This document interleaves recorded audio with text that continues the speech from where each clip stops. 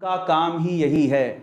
और मैंने शुरू में आप लोगों से कहा था कि मेरे मैनेजर ने एक न्यूज़ मुझसे शेयर करी थी और उसके बाद मुझे लगा कि मुझे इसके बारे में एज अ बिग ब्रदर, बड़े भाई की तरह, एज अ फादर फिगर मुझे बात करनी चाहिए। वो न्यूज़ मैं आप लोगों के साथ साझा कर रहा हूँ। मैं बेंगलोर में रहता हूँ और ये न्यूज़ बेंगलोर की है। अब इस न्यूज़ को आप लोग ध्यान से सुनिएगा।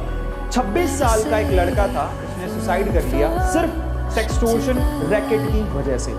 ऑनलाइन उसके साथ एक फ्रॉड हुआ, हम लोग उसको फ्रॉड ही कह सकते हैं। उससे सेक्सटोर्शन, सेक्स की यानी इंटीमेसी की वजह से कुछ वीडियोस कैप्चर हो गई और उसके बाद उससे फिरौती मांगी गई और फाइनली ये बात इतनी ज्यादा बढ़ गई कि उस लड़के ने सुसाइड किया। अब इस वजह से मैं राजी हुआ, इस वजह से मुझे लगा कि आज मुझे इसके बारे में बात करनी है। और वो लड़का बेंगलोर था और वो लड़का जिसका नाम अविनाश था, वो IAS की तैयारी कर रहा था।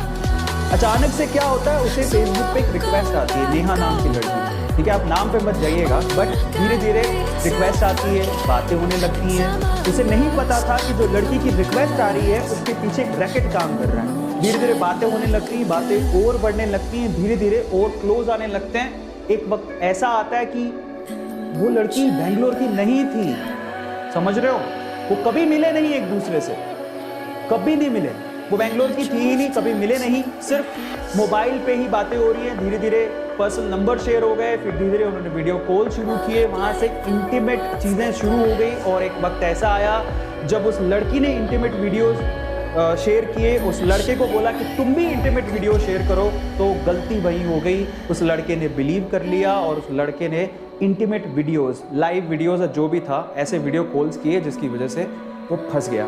वो वीडियो रिकॉर्ड हो गए। कुछ दिनों बाद वो लड़की गायब और लड़की के पीछे जो रैकेट काम कर रहा था उसने अब उस लड़के को परेशान करना शुरू किया। उसने वो वीडियो फॉरवर्ड किया और कहा कि आपने अगर इतने पैसे हमें नहीं दिए तो हमें वीडियोस आपकी फैमिली को भेज देंगे या सोशल मीडिया पे डाल देंगे। डर के मारे, क्योंकि हम इसके बारे में बात नहीं करना चाहते, ठीक है। इट्स नॉट लाइक खाना खाया, इट्स अबाउट इंटीमेसी शेयर की है, जो कि इंडिया में टैबू है, इसके बारे में लोग बात नहीं करते जनरली, ठीक है। सो जब ऐसा कुछ हुआ तो उसे ऐसा लगा कि यार अगर ये चीज़ पब्लिकली चली गई तो मेरी इज्जत का क्या होगा, घर पे मुझे लोग कैसे देखेंगे, मैं IAS की तैयारी करने आया हूँ, ठीक है। एक ऐसा केस हुआ, उसने शुरू में पैसे दिए, उस पैसे, अब देखो जब भी आप पैसा देते हो ना तो उनकी भूख और बढ़ जाती है। तो जब उसने पैसे दिए शुरू में तो उन्होंने बोला कि उनका पेट भरा नहीं, उन्होंने कहा हमें और चाहिए, ऐसे करके वो पैसे मांगते गए मांगते गए मांगते गए। वक्त ऐसा आया कि उससे संभला ही नहीं, अब उसके पास पैसे इतने कहाँ से होते। फाइनली उस लड़के ने ये सोचा कि शायद मैं अपनी ज़िंदगी ख़त्म कर लूँ, तभी ये जो झंझट है वो ख़त्म होगा। और वो लड़का दुनिया को छोड़ के चला गया। शायद अगर ये सब नहीं होता तो आज वो IAS की प्रिपरेशन करके कहीं अच्छा IAS बन चुका होता और हमें एक अच्छा IAS देखने को मिलता। पर उस लड़के ने सुसाइड कर लिया। बात यहीं तक खत्म नहीं हुई, बात यहां से शुरू हुई।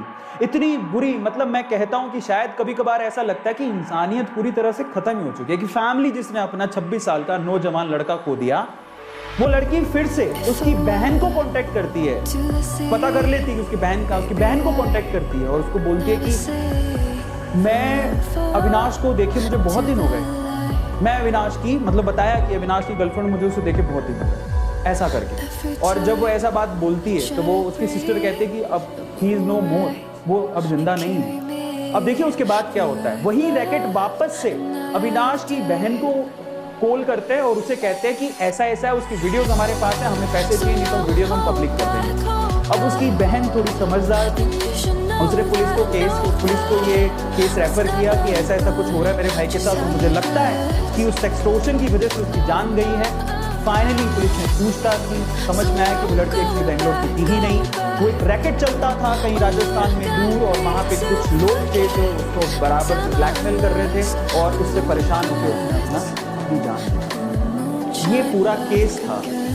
अब आप ये सोचिए, और ये केस आपने सुना होगा, मैं आज इसके आगे की बात करूंगा, ठीक है। तो ये केस ओवरऑल हुआ था और आप सोचिए कि आप ये कितना बर्निंग इशू है, और अगर इसके बारे में ढंग से बात की होती घर पे, या घर पे बताया होता, पेरेंट्स ने इसके बारे में डिस्कशन किया होता, या घर पे लोगों ने डिस्कशन किया होता, तो शायद हमारे लिए टैबू नहीं होता और हम लोग इतने झंझटों में